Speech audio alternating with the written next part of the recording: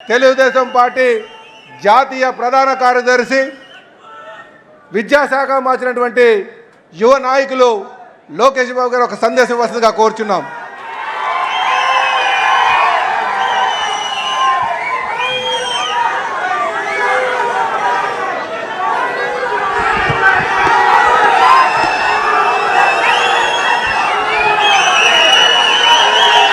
జై తెలుగుదేశం, జై తెలుగుదేశం.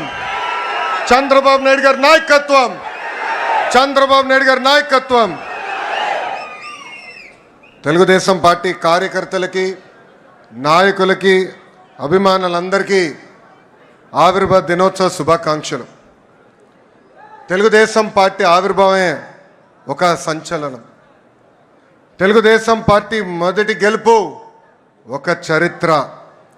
రాజకీయాల్లో రికార్డులు సృష్టించాలన్నా, ఆ రికార్డులు బద్దలగొట్టాలన్నా అది కేవలం ఒక తెలుగుదేశం పార్టీతోనే సాధ్యం. మూడు అక్షరాలు తెలుగు వారి ఆత్మగౌరవం కోసం తొడగొట్టాయి. ఆ మూడు అక్షరాలు తెలుగు ప్రజల గుండె చెప్పుడుగా మారినాయి. అవి మూడు అక్షరాలు కాదు, ఒక ప్రభంజనం. ఆ మూడు అక్షరాలేంటి? ఎన్టీఆర్, విశ్వవిఖ్యాత నట సార్వభౌమ స్వర్గశ్రీ నందమూరి తారక రామారావు గారు 43 ఏళ్ల క్రితం తెలుగుదేశం పార్టీకి పునాది వేసింది అన్న ఎన్టీఆర్. ఆ ముహూర్తం బలం ఏంటో నాకు తెలియదు. ఆ పునాదులు కూడా ఈరోజు గట్టిగా ఉన్నాయి. పార్టీ పెట్టిన 9 నెలల అధికారంలోకి వచ్చి తెలుగు వారి సత్తా ఏంటో ఢిల్లీకి తెలియజేసిన వ్యక్తి అన్న ఎన్టీఆర్. 43 ఏళ్ళ ప్రయాణంలో ఎన్నో విజయాలు చూసాం, ఎన్నో సంక్షోభాలు ఎదుర్కొన్నాం. కానీ ఎన్ని కష్టాలు వచ్చినా ఎత్తిన పసుపు జెండా దించకుండా, మడిమ తిప్పకుండా తెలుగుదేశం పార్టీకి కాపలా కాసింది ఈ పసుపు సైన్యం. ప్రత్యర్థులు మీద పడిన, మీసాలు మిలేసి తొడగొట్టిన అంజిరెడ్డి తాతనే మన ధైర్యం. మెడపై కత్తి పెట్టి వాళ్ళ నాయకుడు పేరు చెప్పమంటే జై తెలుగుదేశం, జై చంద్రబాబు అని చెప్పి ప్రాణాలు వదిలిన చంద్రయ్య గారు మన పౌరుషం. కత్తులతో దాడి చేసిన, రక్తం కారుతున్న, ఎన్నికలు అయ్యే వరకు పోలింగ్ బూత్లో కూర్చుని చివరి ఓట్ పడే వరకు అండగా నిలబడిన మంజుల గారే మన దమ్ము. పార్టీకి, ఆ పసుపు జెండాకి కష్టపడిన కార్యకర్తలకి, ఈ పసుపు సైన్యానికి హ్యాట్స్ ఆఫ్. సమాజమే దేవాలయం, ప్రజలే దేవుళ్ళు అన్న ఎన్టీఆర్ అన్నారు. ఆవిర్భావం నుంచి ఇప్పటి వరకు మన అదే స్ఫూర్తితో కలిసికట్టుగా పనిచేస్తున్నాం. దేశానికే సంక్షేమం పరిచయం చేసింది అన్న ఎన్టీఆర్. దేశానికి అభివృద్ధి ఏంటో చేసి చూపించింది మన చంద్రన్న. తెలుగువారి ఆత్మగౌరవం ఢిల్లీకి తెలిసేలాగా చేసింది అన్న ఎన్టీఆర్ అయితే, తెలుగువాడి ప్రపంచ పట్టణంలో నిలబెట్టింది మన నాయకుడు చంద్రన్న. 2 రూపాయలకే కిలో బియ్యం, నిరుపేదలకి పక్కా ఇల్లు, ఇంకో పక్కన మహిళలకి ఆస్తుల్లో సమాన హక్కు, ఇంకో పక్కన పెన్షన్ లాంటి అనేక సంక్షేమ కార్యక్రమాలు దేశానికే పరిచయం చేసింది టీడీపీ. చదువుకున్న యువకులని పెద్ద ఎత్తున రాజకీయాల్లోకి ప్రోత్సహించింది టీడీపీ. పటేల్ పట్వారీ వ్యవస్థని రద్దు చేసింది టీడీపీ. అందెందుకు బీసీలకి ఆర్థికంగా రాజకీయ స్వాతంత్రం కూడా తీసుకొచ్చింది మన టీడీపీయే. మనకి గల్లీ పాలిటిక్స్ తెలుసు, ఢిల్లీ పాలిటిక్స్ కూడా తెలుసు. జాతీయ రాజకీయాల్లో సైకిల్ ముద్రనే వేరు. కేంద్ర ప్రభుత్వాల్ని శాసించే అవకాశం వచ్చినా ఎప్పుడు రాష్ట్ర ప్రయోజనాలు మేరకు మనం పనిచేశాం. ఏనాడు స్వార్థంతో పదవులు మనం అడగలేదు. రాష్ట్ర ప్రయోజనాలే ముందు పెట్టి నడిపించిన పార్టీ తెలుగుదేశం పార్టీ. అంబేద్కర్ గారికి భారత రత్న ఇవ్వటంలో కీలక పాత్ర వహించింది తెలుగుదేశం పార్టీ.